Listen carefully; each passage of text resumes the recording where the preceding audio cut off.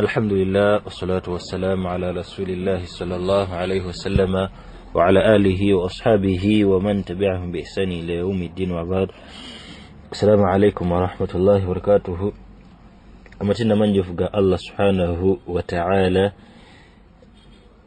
يا بكيس الزانغة تشاري موابا وتشاري أبلامو تسبب الله سبحانه وتعالى أبكيزي mimuje tukola kulwe tumusaba Allah tubunjuri musana gwairo tukinzo byobugulimu saba Allah subhanahu wa ta'ala okubira nti asa okusasa n'eminembe ku kitibwa nabi Muhammad sallallahu alayhi wa sallama alladhi ja'ana bidin al-haqqi yudhhirahu ala ad-din kullihi walau kariha al-mushrikun.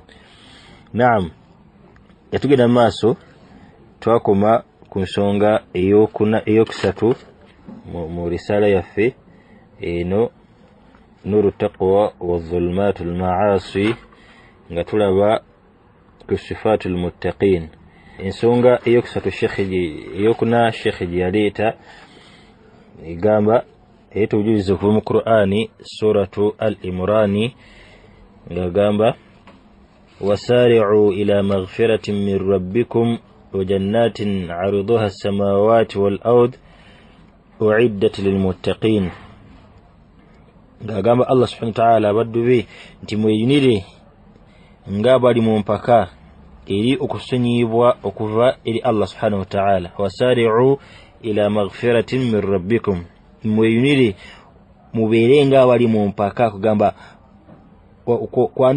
wabeerewo kubeeranga kuvuganya mu kubeeranga tunonya okubira nti Allah subhanahu wa ta'ala nga tunonya okusonyibwa okuva eri Allah subhanahu wa ta'ala.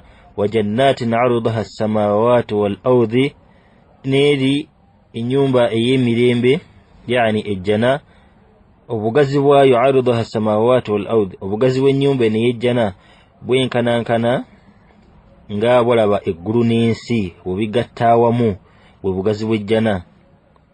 وعدت للمتقين يتكروا أبدوا أبابا متي الله سبحانه وتعالى الذين ينفقون في السراء والضراء والكاظمين الغيظ والعافين عن الناس والله يحب المحسنين. ناقامت الذين ينفقون في السراء والضراء نابو أبقبا نغبجا مويبي الله سبحانه وتعالى بيابا وديه nga bagaba fi sarra'i wad dharra'i, mu bugagga ne mu bwavu. wal kadhimina al ghayz, irabo abaguminkiriza mu busungu, yani singa abasungu wadde baguminkiriza. irabo abasonyiwa abantu, wala afina 'anil nas, n'okubira nga basonyiwa abantu singa abanga babasobezeddwako. wallahu yuhibbul muhsinin, wazima Allah subhanahu wa ta'ala ayagala abalongosa. alladhina idha fa'alu fahishatan aw zalamu anfusahum dhakaru allaha fastaghfiru lidhunubihim wa man yaghfiru adh-dhunuba illa Allah wa lam yusirru ala ma fa'alu wa hum ya'lamun.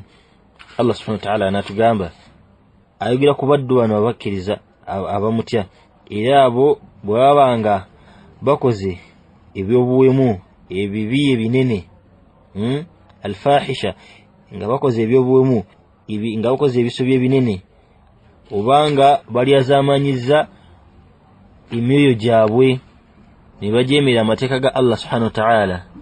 n'agamba nti dhakarullaha, bajjukira Allah subhanahu wa ta'ala, fastaghfiru lidhunubihim, ne beegayirira Allah subhanahu wa ta'ala basonyiwe ku lw'ebibi byabwe, kubanga bakimanyi nti tewali asonyiwa ebibi wabula Allah subhanahu wa ta'ala. walam yusirru ala ma fa'alu wa hum ya'lamun, ne batalemera kwekyo ekibi, yani ne babiranga bwe bamala okwenenya ezambi ate tebaddamu ddikola, tebaliremerako, ne batalemera kwekyo ekibi kyebakoze nga nabo bamanyi. yani omuddu singa aba akoze zambi adduke bunnambiro abeerenga yenenye eri Allah subhanahu wa ta'ala. Kakati Sheikh yannyonnyola wano yagamba nti alladhina yunfiquna fi sarra, abantu basaanye babeerenga bagaba kwebyo byebalina, yani Allah subhanahu wa ta'ala byaba bawadde. Allah subhanahu wa ta'ala n'abaggulirawo emiryango gya riziki, Allah n'abayinjiwaliza emaali, bateekeddwa okubeera nga batolamu omusolo gwa Allah, bateekeddwa okubeera nga bawa saddaaka ku lwa Allah subhanahu wa ta'ala mu biseera nga kya bugagga oba kya bwavu. Allah subhanahu wa ta'ala ne wabanga akugeseza n'obwavu nga bw'aba akuwadde mutwalo ne weerekereza n'okwatako 10 n'oluwaayo eri Allah subhanahu wa ta'ala n'osaddaaka eri omwavu, kubanga oliwo omuntu ajja nga wallahi talina yadde esiringi 10 oludi ekikomando nga kiyetaaga amaleko olunaku, teyalidde kyaggulo, teyafunye breakfast, n'akusanga olinamu omutwalo omweko 10 agende alye afune lanchi aleme kufate kusula ndwadde. Kati bateekeddwa okuba nga bawaayo mu bugagga ne mu bwavu. Olina 15 ojjako 10 olusaddaakira omusiraamu agenda afune ekyokulya. Naga nti kubanga abo ababa basabye nabo baba babeera mu buzibu.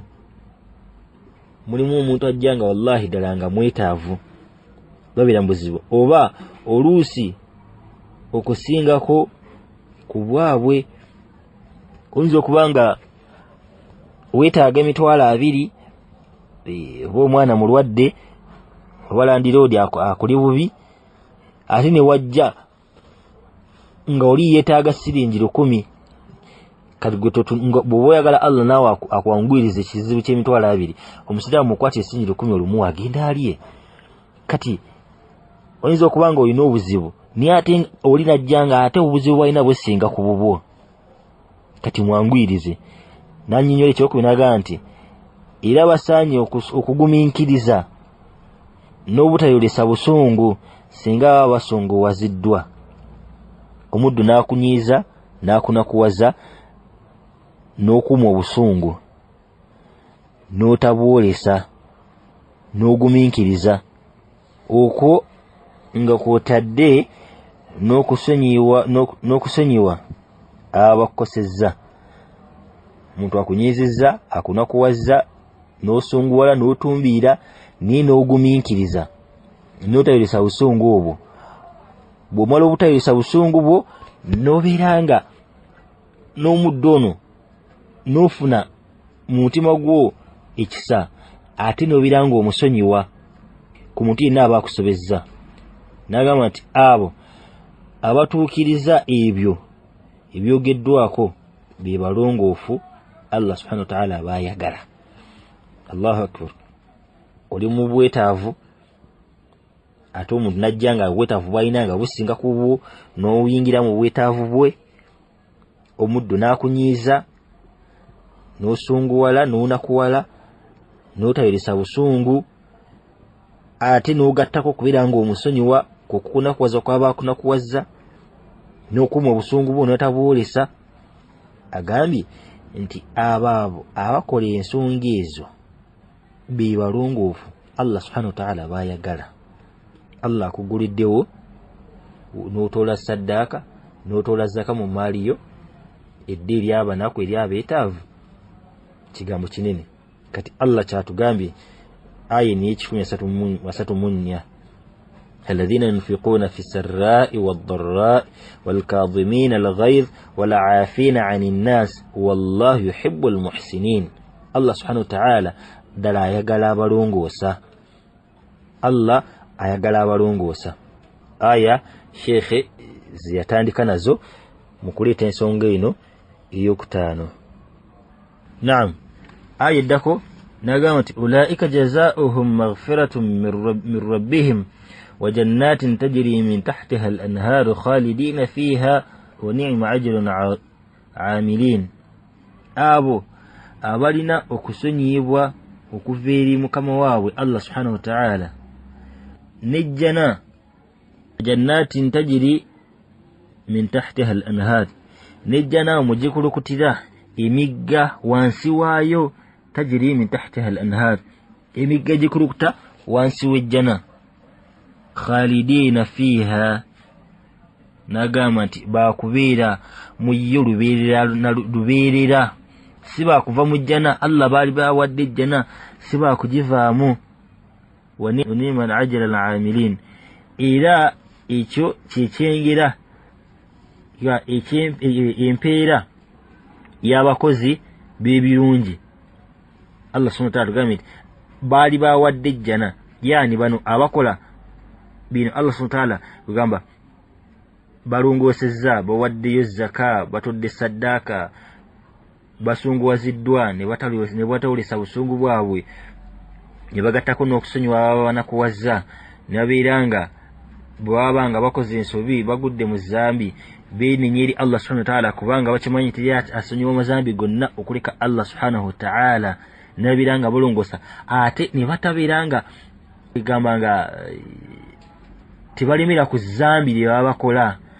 Oluvannyuma lw'okwenenya ezambi baliviirako ddala ne beenenyeza eri Allah subhanahu wa ta'ala. Allah n'agamba nti ulaika jazaa'uhum maghfiratun min rabbihim. Abakola ebyo waggulu Allah bayogeddeko beebo abalina okusonyiyibwa okuva eri Allah subhanahu wa ta'ala.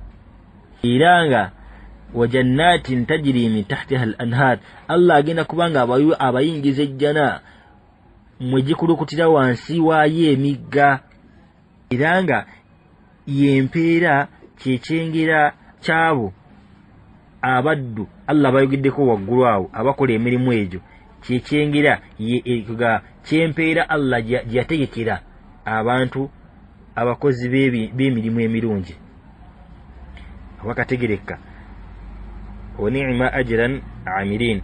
Abo abakola emirimu emirungi Allah bayogeddeko waggulu be bagenda okufuna empeera eyo ey'ejjana.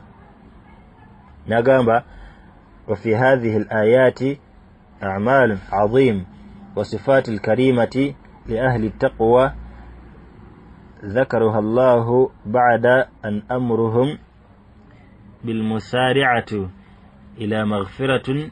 Nagamba ni aya zino ziraga zirimu emirimu emirungi eminene, wa sifatul karimati n'ebitendo ebyebitiibwa li ahli taqwa eri bannannyini kutya Allah subhanahu wa ta'ala.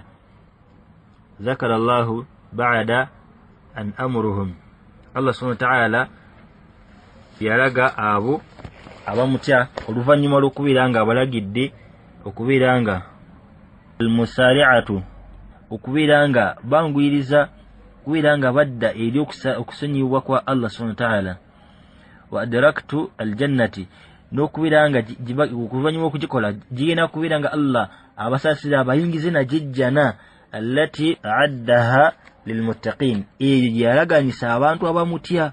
Yani shekhe gyali ategeeza wano oluvannyuma lw'okubeera nti abaddu bano abatya Allah bakola emirimu gino, abalina ebitendo bino Allah subhanahu wa ta'ala byatulaze mu aya zino, babeera nga bwe baneekwata ku mirimu egyo ne babeera n'ebitendo ebyo, emirimu gino gigenda kubeera nga gibaleetera okubeera nti banguyirwa okubeera nti bagenda kuyingira ejjana ya Allah subhanahu wa ta'ala ku lw'okusaasira kwe.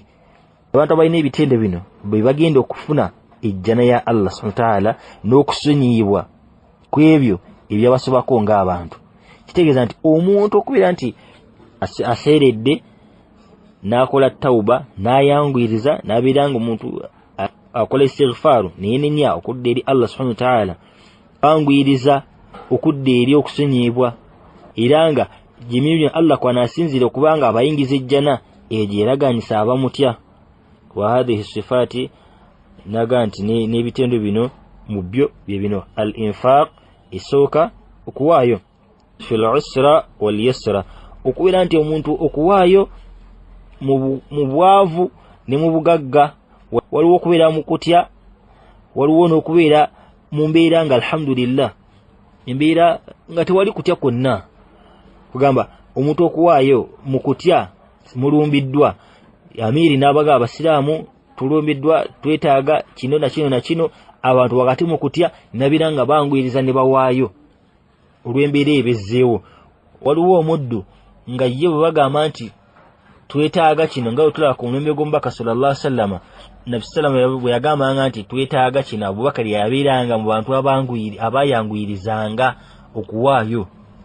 Waliwo n'abaddu bansindika jake nga alinda seeka amale kusoma aya zitiisatiisa ne hadithi afunemu mulyo kati seeka mbutuufu seeka oncamudde nga alinda kumala kumucamula na aya na hadithi alyoka aweeyo so nga ate asoose yayanguyiza talinda kumucamula.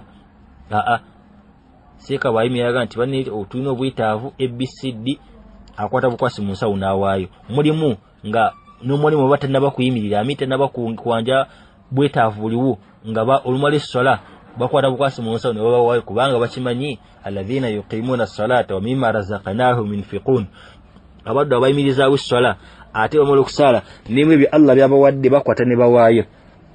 Olumala okutola salaamu oleeta astaghfirullah agenda okuleeta obulaadi obuddako ng'omukono guli mu nsawo nga jje kyagala n'awaayo eri Allah subhanahu wa ta'ala. Kati biba abantu abangwiriza mu kwangwiriza oba ne mwabo abalinda okubeera nti bamala kubacamula.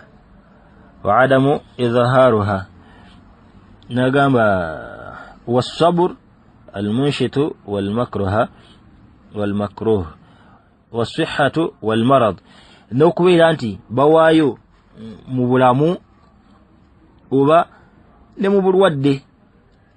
Omuntu ayinza okubanga mulwadde abamuziza okumulambulako balina byamuleetedde agenda okutunira munne mulwadde munne ali wali talina amuyambako talina amulabirira n'alagira bano ababa bamulabirira abamujjanjaba nti munnange ono kwata ku ebyo muweeka afune kyalya kubanga mu butuufu osobola okubeera ku kitanda ng'akulinaanye talina amujjanjaba naye ng'ate mulwadde oba nga n'amujjanjaba amulina naye nga mu butuufu bwetaavu beetaavu tebalina bye bakozesa. Kati ate gwe bakuleetedde ono yakavaawo kojjaawo najja maamawo najja sengaawo najja mikwano gye zizze buli ajja alina byeyeetisse nebintu nebyetuuma awo n'obeera kukyanga nti n'olagira abajjanjabi bano nti amukwateeko munnange oli mumuweeko afune naye ekyokulya afune obujjanjabi biizinillah. Kakati okubeera nga mu mbeera y'obulamu oli mulamu n'owaayo mu mbeera y'obulwadde oli ku kitanda oba tubirabyeko emulago mbutuufu waliwo gwolaba nga n'embeera mwali ennyini emwongera bulwadde. Kakati ne mu bulwadde muntu ng'asobola okusaddaaka n'awaayo. Ekyokubiri kadhimul ghayz okukuuma obusungu wa adamu idhaharuha n'obutabwolesa. Omuddu okukuuma obusungu kitendo mu bitendo by'abaddu abata Allah subhanahu wa ta'ala. Wa adamu idhaharuha n'obutabwolesa. Was-sabr ala maqalibatul musii n'okubeera nga omuntu okugumiikiriza kwebyo ebikunyigiriza masiu ilaihi okubeera n'obugumiikiriza kwebyo ebikunyigiriza omuddu akunyiizizza omuddu akunakuwazza n'ogumiikiriza n'otayoolesa busungu bwo. la yantaqimuuna minhu n'obeera nga omuddu singa bakunyiizizza kunakuwazza n'otakola revenge. Tubalaba abantu omuntu singa amunyiiza oba neiba we asobola okukuuma obusungu bwa wiiki n'amulinda ono ng'abyerabidde nga yabivaako dda n'amuteega wamuteeze oba bagenze mu kiyigo naye ye n'ava eno ng'amweterekedde ayambadde empale bulungi nnyo munda naga nti kamulumbe mugenda okuwulira embirigo mu kiyigo kwata byati nga beekubye. Omuntu ate Allah takola bwatyo agumiikiriza n'atayoolesa busungu bwe n'atakola revenge. Kati omuntu singa akuumya obusungu bwe n'agumiikiriza n'atayoolesa busungu n'asonyiwa n'atazzaayo muliro kitendo mu bitendo by'abaddu abatya Allah subhanahu wa ta'ala.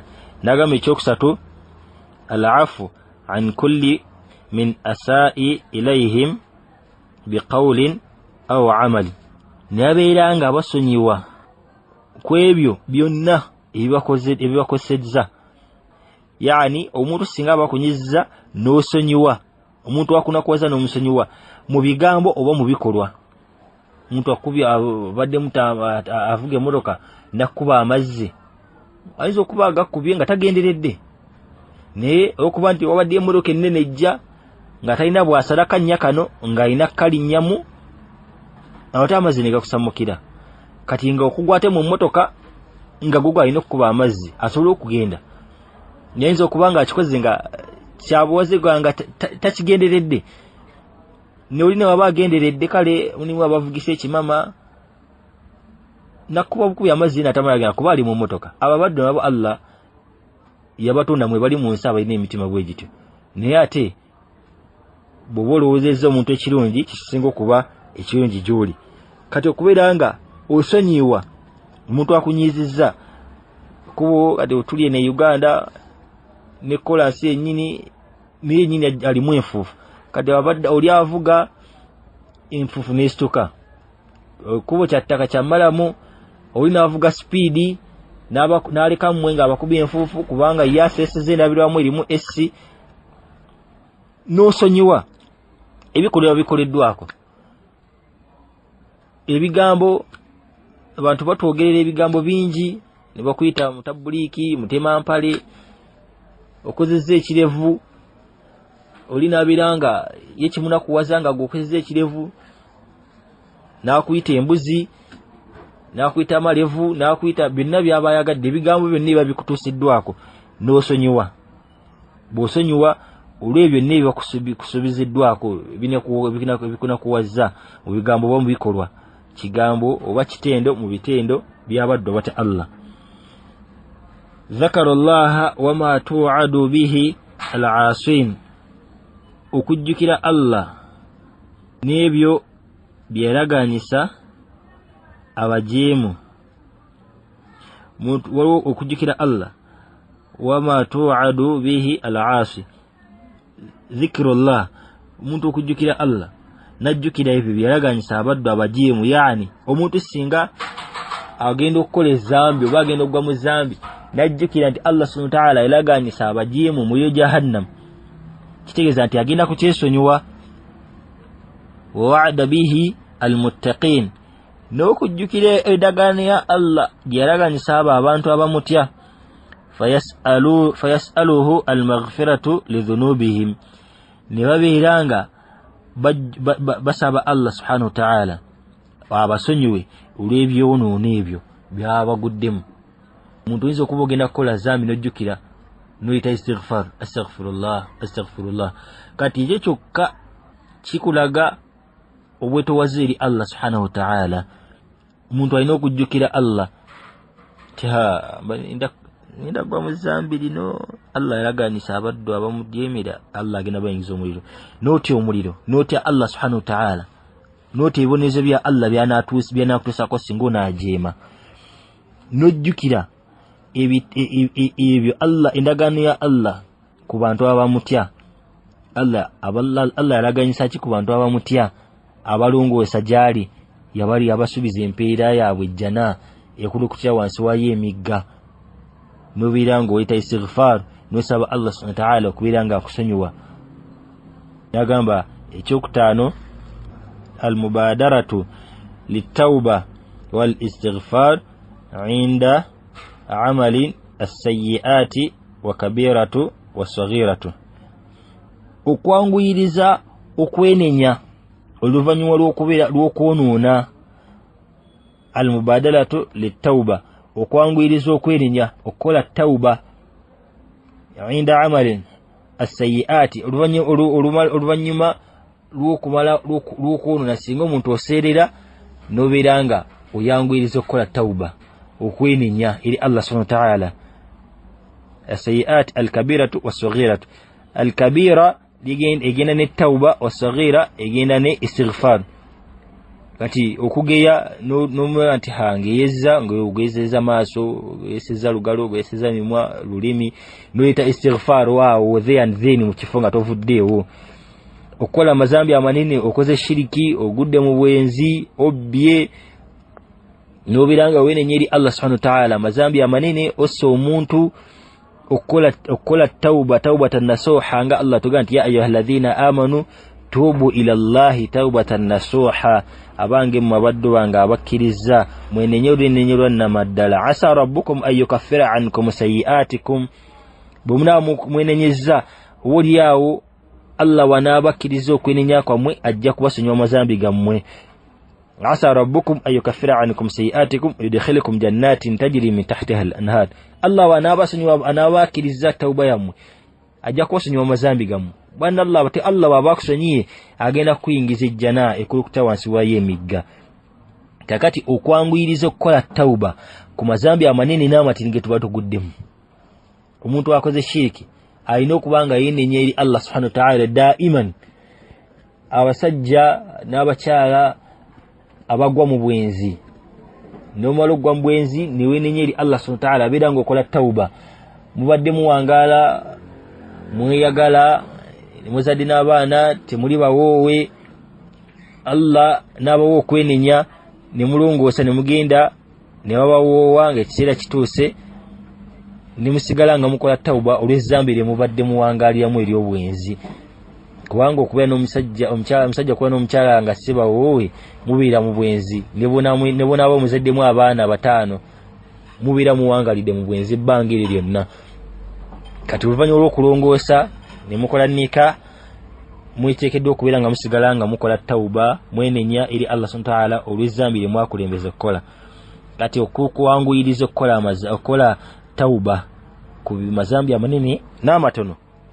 Ey'omukaaga n'agamba nti adamu al-israr ala dhunubi wal istimrar alaiha, okutambulira al-israr kugamba okugwa mu mazambi oba okutambulira oba okugwa mu mazambi, wal istimrar n'okugenderera nago mu maaso, bal tabu an qarib. N'agamba nti oluvannyuma lw'okutegeera omuntu ogwo nti abadde atambulira mu zambi, nga example gye mpaddeko mu namba 5, oba okugenderera nago omuddu n'abanga abadde agenderera n'amazambi, bal tabu, oluvannyuma beenenya banguyiriza mangu ddala okwenenya amazambi gano gaba batambuddemu oba gaba aguddemu n'aseerera n'agwamu, oba abadde nga awangalira mu zambi, tugambe nga ngeri omusajja kubanga yafuna omukyala nga tamufunye mu mateeka, bazadde n'abaana, kati babadde batambulira mu zambi lifaanana bw'etyo, naye batuuka ekiseera ne beenenya oluvannyuma okubanga badde bawangalira mu mazambi. N'agamba nti thumma bayyana Allahu azza wa jalla an amali hadhihi sifati, Allah subhanahu wa ta'ala oluvannyuma yannyonnyola empeera y'abalina ebitende ebyo, maghfiratun min rabbihim, balina okusonyibwa okuva eri Allah subhanahu wa ta'ala, wa jannatin fiha min na'im, nejjana ejjuddemu ebyengera, al-muqimu ebiri permanent, yani ejjana erimu ebyengera nga byamu si byakuvaamu tebikendeera, wama la aynun ra'at, ejjana eyo Allah subhanahu wa ta'ala gyayogedde amaaso nga ebyengera ebigalimu ebiri permanent amaaso tegabirabangako, wala udhunun sami'at, yadde amatu tegabiwulirangako, wala khatrun ala qalbi bashar, era omutima gamba enkuba y'omutima tefumiitirizangako ku bintu bino Allah subhanahu wa ta'ala ebyengera byateeka mu jjana. Omutima ne guba gukuba tegusobola kuba nga gufumiitiriza ku byengera Allah subhanahu wa ta'ala byateekateeka mu jjana, nga yabiteekerateekera abaddu abo abamutya. Ebishaduba Allah n'abazana ba Allah tulongoose tusobyanga abaddu ng'abatonde, wabula omuntu omulungi yoyo amanya nti agudde mu zambi, then nalongoosa nenenyeri Allah subhanahu wa ta'ala nabiranga akola tauba. Naam, al-khamis, ensonga y'okutaano biidhinillah nayo tugenda kubeera nga tugitunulako. Naam, suratu adh-dhariyati Allah subhanahu wa ta'ala atugamba kuva ku aya ya 15, innal muttaqina fi jannatin wa uyun, mazima abati Allah subhanahu wa ta'ala baliba mu masamba, yani insulo ebyomujjana. akhidhina ma ataahum rabbuhum innahum kanu qabla dhalika muhsinin, nga batwala ebyo mukama waabwe byabawa mujjana, kubanga mazima bo olubereberye lwakino, yani olubereberye lw'okuyingira ejjana baali abalongoosa, baali nga bakola emirimu emirungi, balongoosa emirimu nga bakola kulwa Allah subhanahu wa ta'ala, baali nga balongoosa emirimu gyabwe. kanu qalilan min al-layli ma yahja'un, baali nga beebaka ekiseera kitono ekiro. bil asharihim yastaghfirun, nga ne mu ttumbi emambi yaweesemberera okusala baali nga beegayirira Allah subhanahu wa ta'ala kubira nga abasonyiwa. wa fi amwalihim haqqun lis-sa'il wal mahrum, nga ne mu maali yaabwe mulimu omutemwa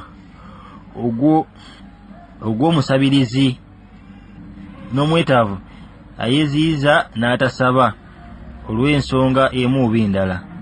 wa fi amwalihim haqqun lis-sa'il wal mahrum, ne kugamba emaali Allah gyakuwadde mulimu omutemwa, otuuse okutoola zaka n'otoola zaka, olimu saddaaka, olimu omwetaavu, olimu omwetaavu twamwogeddeko azijja n'agamba bannange ndi mwetaavu, ne wabaawo n'olinga mutuufu imaamu amulaba bulabi n'agamba nti fulani mwetaavu, agenda okwogera naye ekituufu nga mwetaavu naye ng'akumya ensaazi n'atasaba direct. kati abaddu abo balina omutemwa mu maali Allah gyatuwadde.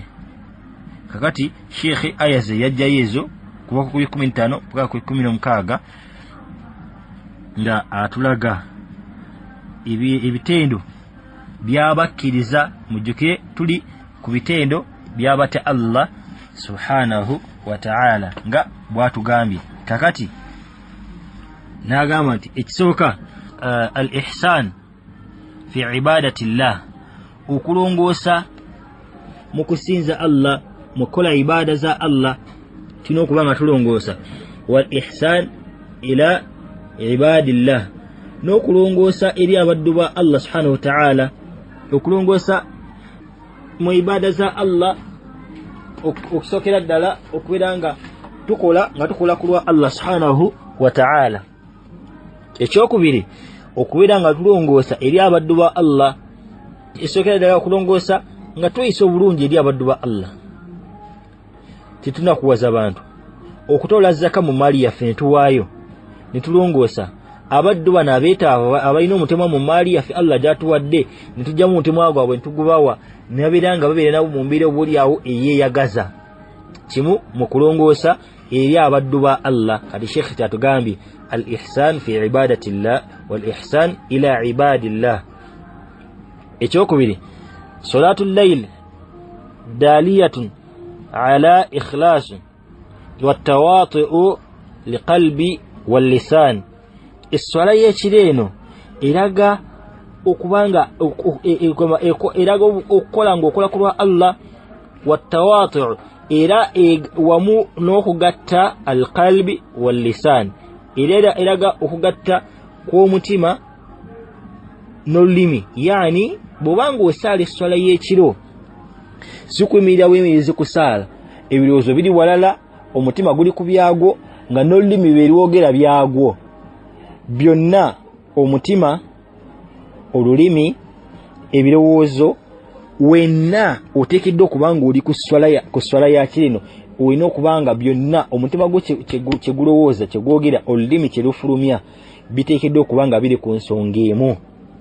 kakati esswala y'ekiro. fakanu nawmuhum billayli qalil, ne babeeranga okwebaka kwabwe kwabaddwa n'abatya Allah ekiro kubeera kutono. Allah kyatugambye okwebaka kwabwe kwabanga kutono mu bulamu buno bwensi. ensonga eyokusatu al istighfar bil ashar, okubeera nga okuleeta istighfar ku makya nga fajiri oba emmambya tennasala. Allah akyogedde mu Qur'an. Abaddu bano bagamba babeera nga baleeta istighfar bwe bazukka ekiro okusaala emmambya nga tennasala, yani salatul fajiri tennayingira, beenenyiza Allah subhanahu wa ta'ala. faqad mada salatihim ila as-sahad thumma jalasu fi khatimatu qiyamuhum bil-layl yastaghfiruna Allah. Allah subhanahu wa ta'ala naabira nga atenda n'esswala yaabwe eno mu biseera emmambya nga tennasala mu matumbi. thumma jalasu, bwe bamala okubeera nga basaala beenenyiza Allah subhanahu wa ta'ala, batuula. thumma jalasu fi khatimahum, mu bifo webaba nga basaalidde, wabeera nga bayimiridde, yani ku musaala woosaalidde obadde oyimiridde ng'osaala oteneza Allah n'otuula mu kiro. yastaghfiruna Allah, nababeera nga basaba Allah, bamwenenyeza, bamusaba okubeera nga bamutendereza, bamusaba okuba nga basonyiwa byabasibeko mu lunaku, byabasibako olubereberye, beeneza Allah kugamba bajjukira Allah subhanahu wa ta'ala, bakola adhkari, bamutendereza, bamusaba okubeera nga basonyiwa ng'obudde emmambya tennasala mu matumbi, bazza okuka okuzuka basadde batendeza Allah subhanahu wa ta'ala. kakati ensonga eyo emu ku bitendo ebyabaddu abata Allah subhanahu wa ta'ala. nabwe kyawudde wa Allah bw'ozukka ekiro ng'ozukusekulwa Allah subhanahu wa ta'ala, biranga osaba Allah.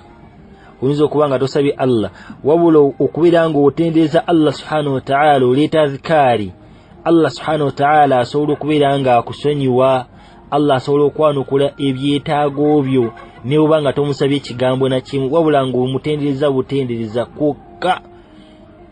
Okutendereza Allah subhanahu wa ta'ala nsonga Allah okubeera nga akumalira ebyetaago byo, n'abeera nga ayinukula obwetaavu bwo, n'ayinukula okusaba kwo, n'ayinukula byonna Allah subhanahu wa ta'ala asobola okubimala. ne oba tomugambe ai Allah ndi mwetaavu kino kale school fees kalatira ndi road kakati ate Allah sina mulimu, wabula n'oyimirira ekiro n'omutendereza Allah subhanahu wa ta'ala n'ebitendo bye byonna, n'omutendereza Allah n'amannya ge, n'ebitendo Allah nabi sallam byonna byatusomesa, Allah byeyogerako nabyo mu Qur'an, n'obeera nga omutende nabyo, n'omutenda n'amannya ge amalungi. Allah subhanahu wa ta'ala asobola okwanukula obwetaavu, kubanga Allah subhanahu wa ta'ala atumanyi. Allah subhanahu wa ta'ala ali kumpi nnyo n'okusinga ffe. Allah atumanyi n'okusinga bwe twemanyi. kati omuntu okubeera nga azukisa ekiro n'atendeza Allah subhanahu wa ta'ala n'akola istighfar, kubanga tusobya, amaaso gasobya, emimwa gisobya, amagulu gasobya, omubiri gwonna gusobya, naye wakati mu kusobya n'ozukkako ekiro n'owenenyeza Allah subhanahu wa ta'ala, n'omwegayirira abeere nga akusonyiwa, n'oyita istighfar, Allah subhanahu wa ta'ala akuddiramu. n'agamba ensonga ey'okuna al-infaq ala al-muhtajin alladhina yatlubuna min an-nas walladhina la yas'alunahum, okuwaayo eri abeetaavu mu bantu aba baba basabye, walladhina la yas'alunahum, n'abo abalina ensa ng'obwetaavu bwe tabutuusa ku buli muntu, wabula ng'otaba abasahaba bwe yabeeranga n'obwetaavu ng'ayingirira akabbiri, obwetaavu bwe n'abutegeeza Allah subhanahu wa ta'ala, agenda okuva mu swala nga Allah amuteeredde obufulumiro. kati abaddu abo Allah subhanahu wa ta'ala abalina, ne wabaawo n'abalina obwetaavu najja n'atuukira imaamu, nga ayinza okutya okujja n'akusaba gwe ng'omuntu, n'agenda ewa imaamu n'oga nti imaamu ndi mbwetaavu, imaamu n'ayimirira n'ategeeza abasiraamu, ne tusonda ensimbi ne tusaddaaka. kati okuwaayo kyatteeka okubeera nga tuwaayo, okubeera nga tuyingira mu nsonga z'abaganda baffe, akujjidde ne golabye ng'ayina ensa naye nga mutuufu mwetaavu n'owaayo. nagamba wa hadhihi sifatu almuttaqin alladhina adkhiluhum Allahu aljannat, n'ebitendo bino ebyabata Allah alladhina adkhiluhum ibigenda okubanga bayingiza ejjana ya Allah subhanahu wa ta'ala almustamilati ala jami'i asnaf al-ashjar wal fawakiha ay ejjuddemu ejjana eno ejjuddemu jami'i al-asnaf emiteeko gy'emiti n'ebibala ala al-uyun as-salihatu era ejjana eno erimu emigga egikulukuta tashrabu minha tilka al-basatin igina kubeera ng'enywebwamu minha abo nga kugamba okunyweebwamu kwayo kugenda kunywebwamu kwabo abagenda okugiyingira wayashrabuna minha ibadatillahi al-muttaqin abagenda okuyingira be baddu ba Allah abamutya abamutyanga kuno ku nsi ne bakola emirimu mirungi bagenda okunywa mu janino mwekulukuta wansi wa yemigga n'amalimiro agajjudde ebibala agajjudde amatunda bagenda kubanga balya bagenda kubanga banywa mu ebyo Allah subhanahu wa ta'ala biyateeka mu janabi yateekeratekera abaddu be abamutya hadhihi manazij wa amthilatu min sifati al-muttaqin hiya kathiratun في كتاب الله عز وجل وسنة رسول الله صلى الله عليه وسلم نغامبا وهذه إفاني الشيخ بياتلازي من صفات المتقين مويبي بيتند بيابكرزا وهي كثيرة ناتغاما تبينجي في كتاب الله مسوى الله سبحانه وتعالى القرآن عز وجل وسنة رسول الله ني مسنة زنبك صلى الله عليه وسلم نغامبا الشيخ يتجدمو mwebyo byasobola Allah byamusobozesa okubeera nga atulaga nina atugamba nti tiyabimalayo bingi Allah subhanahu wa ta'ala ebitendo by'abakkiriza byateeka mu Qur'ani ne mu sunna z'omubaka sallallahu bingi tiyabimalayo wala yatuwako ku kifaananyi okati kirije tuli okwongera okunoonya mu bitendo by'abakkiriza abata Allah subhanahu wa ta'ala nabwe kityo ebitendo by'abakkiriza Sheikh byagezaako tulaga bwe bikomye yatulagako ebitendo bitaano nga asinzira ku ayati mu Qur'ani ekitibwa nebwe kiboda Allah nabazana ba Allah nkubiza omwoyo gwange nemwe jammwe idan saba Allah okubiranga atuwa okubiranga tuteka mu nkola ateke mwabo abaddube abamutya abalongoosa ku lulwe ebitende byakiriza awo bikomye era ku mundu ogunaddako biizinillah tujja kulaba al-matlab ar-rabi'a ensonga endala eyokuna marati taqwa samaratu at-taqwa biiznillah ibibala byokutya Allah subhanahu wa ta'ala saba Allah akirize ira abirenga atuokulongoosa kululwe nakubanga atakola kululwe saba Allah atugase ebigambo bino bitujjukana nabyo ne bashekhu baffe bibatujjukiza entakera subhanakallahumma bihamdika ashhadu an la ilaha illa anta astaghfiruka wa atubu ilaik assalamu alaykum wa rahmatullahi wa barakatuh.